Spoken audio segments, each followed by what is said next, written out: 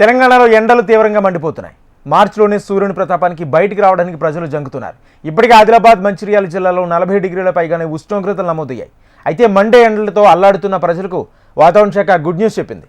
ఛత్తీస్గఢ్లో ఏర్పడిన ద్రోణి ప్రభావం వల్ల రానున్న 5 రోజుల్లో ఉష్ణోగ్రతలు తగ్గే అవకాశం ఉన్నట్లు వెల్లడించింది. కొన్ని జిల్లాల్లో చిరుజల్లులు కురిసే అవకాశం ఉన్నట్లు వాతావరణ శాఖ తెలిపింది.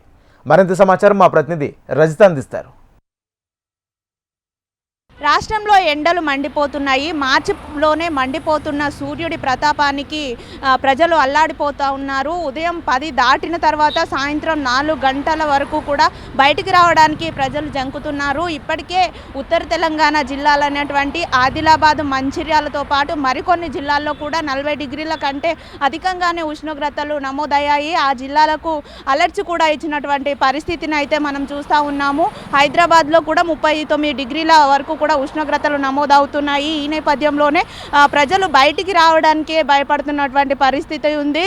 రోడ్లన్నీ కూడా ఖాళీగా అయితే మనకు దర్శనం ఇస్తూ ఉన్నాయి. మనం చూస్తూ ఉన్నాం కూడా.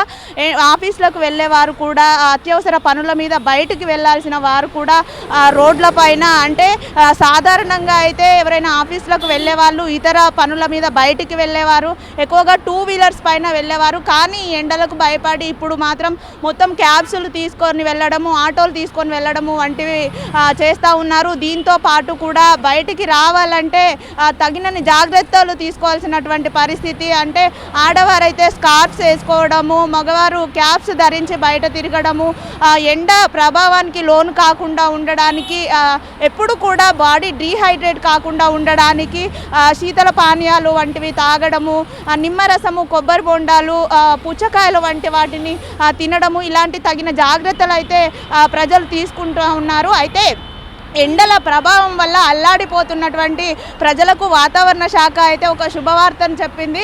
ఛత్తీస్గఢ్లో ఏర్పడినటువంటి ఒక ద్రోణి ప్రభావం వల్ల రానున్న 5 రోజుల్లో కూడా ఈ ఉష్ణోగ్రతలు 2-3 డిగ్రీల వరకు తగ్గే అవకాశం ఉందని అయితే వాతావరణ శాఖ అధికారులు చెప్తా ఉన్నారు. ఇప్పటి వరకు అయితే ఆదిలాబాద్, మంచిర్యాల వంటి జిల్లాలకు అలర్ట్స్ ఇచ్చి ఉన్నారు. ఆ జిల్లాల్లో కూడా ఈ ఉష్ణోగ్రతలు తగ్గే అవకాశం ఉన్నట్లుగా మనకు తెలుస్తూ ఉంది. ఛత్తీస్గఢ్లో ఏర్పడినటువంటి ఈ ద్రోణి ప్రభావం విదర్భ మీదుగా కూడా ప్రయాణిస్తుంది.